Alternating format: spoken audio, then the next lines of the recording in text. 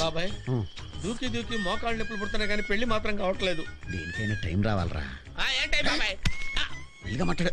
ఈ రహస్యం నీకు నాకు తప్పు ఊళ్ళో ఎవరికి తెలకుండా కాపాడుకుంటూ వస్తున్నావు. నువ్వు ఇప్పుడు బయట పెట్టేస్తావేంటి?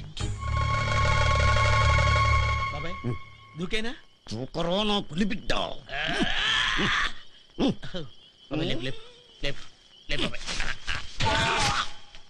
వాడెవడో రోజు సచ్చు ఇంట్లోంచి గోడ దూకి పారిపోతుంటే ఊళ్ళో ఎంతమంది ఉండి కూడా పట్టుకోలేని ఎదవలం అయిపోతున్నాం. ఈ రోజు కూడా దూకుతాడంటావా?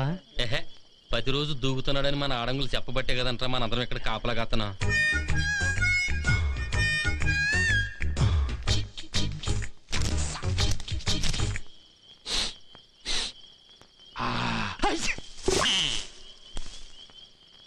నేను తుమ్ముతానని చెప్పాను కదా, ఆడు తుమ్ముతున్నాడేంటి? ఇదేంటి ఇంత తొందరగా తుమ్మాడు? అయినా తుమ్ము తూర్పు నుంచి వినపడుతుందేంటి?